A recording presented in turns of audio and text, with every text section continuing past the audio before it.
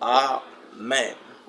Bien-aimés, nous avons là un passage de Matthieu 23, verset 13, dans lequel c'est Jésus qui prend la parole en s'adressant à un nombre de personnes en particulier. Ici, dans ce passage de Matthieu 23, verset 13, Jésus pointe du doigt les scribes et les pharisiens, d'accord? Les scribes, rappelons-le, qui sont en réalité, on va dire ça comment? Qui sont en réalité les ancêtres des apôtres. Est-ce que quelqu'un me comprend? D'accord? Et les pharisiens qui sont en réalité les docteurs de la loi. Rappelons que les scribes avaient pour principale fonction d'écrire la loi. Amen. Et que les pharisiens avaient pour principale fonction d'interpréter la loi de Dieu. Nous avons donc là des personnes que Jésus pointe du doigt, qui sont notamment des connaisseurs de la loi, qui sont notamment des personnes évidemment lettrées, qui sont notamment des personnes garantes de la parole de Dieu, qui sont détenteurs d'un certain nombre de connaissances. Et Jésus pointe ces personnes en les disant tout simplement que malheur à vous, scribes et pharisiens, c'est-à-dire malheur à vous qui écrivez les lois de Dieu, malheur à vous qui interprétez les lois de Dieu, parce que vous fermez aux hommes le royaume des cieux, n'y entrez pas vous-même, et vous ne laissez pas entrer ceux qui veulent entrer. Ici, dans ce passage, bien-aimé, Jésus est clair. Il nous dit qu'à son époque déjà, il y avait un certain nombre de personnes, n'est-ce pas, qui avaient la connaissance de la loi de Dieu, qui avaient la connaissance de la parole de Dieu, d'accord? Et bien évidemment, qui s'opposait, d'accord, qui empêchait un certain nombre de personnes d'avoir accès au royaume de Dieu. De quelle manière, cette bien-aimé? Certainement parce que ces personnes ne transmettaient pas la connaissance qu'il fallait au peuple de Dieu, de manière que ce peuple-là restait dans l'ignorance. Certainement parce que ces personnes, ces scribes, ces pharisiens, ces personnes qui écrivaient la loi, ces personnes qui interprétaient la loi, bien-aimé, ne donnaient pas au peuple ce qui devait davantage donner au peuple bien-aimé. Voilà pourquoi Jésus dit à ces hommes, malheur à vous, scribes et pharisiens, parce que vous fermez aux hommes le royaume des cieux.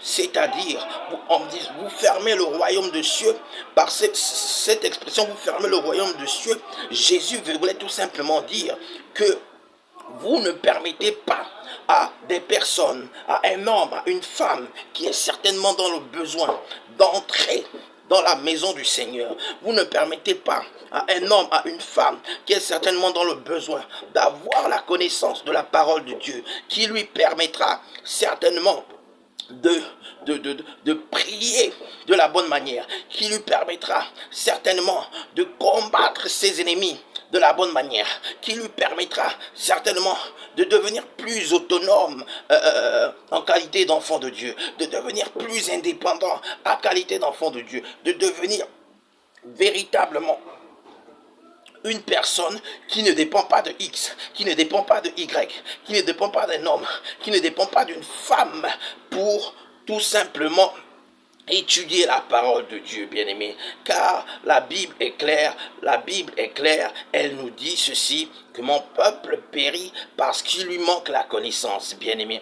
Et le fait que ces personnes empêchent à ces hommes et ces femmes d'entrer au royaume de Dieu fait en réalité que ces personnes s'opposent à la destinée de quelqu'un, fait en réalité que ces personnes qui sont détenteurs de connaissances, qui devraient en réalité partager cette connaissance qu'ils ont très probablement reçu gratuitement au peuple, qui devait être partagé au peuple de Dieu, ne le font pas, bien-aimés.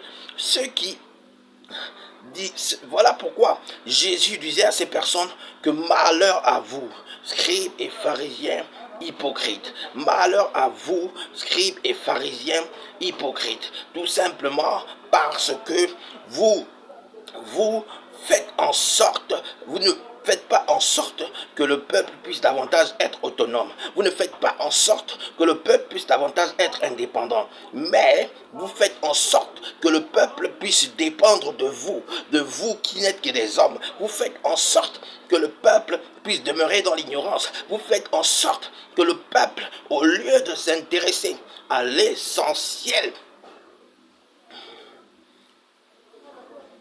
s'intéresse bien entendu à ce qui est superflu.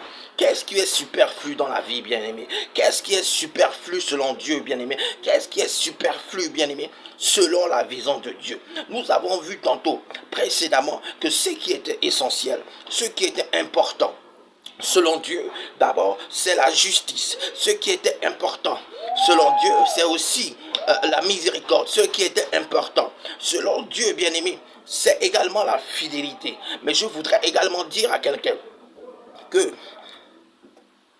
à côté de ça, à côté de la justice, à côté de la fidélité, à côté de la miséricorde que nous devons en qualité de chrétiens, en qualité de croyants, faire passer avant la dîme et les offrandes, ce qui est également important aux yeux de Dieu, c'est le salut.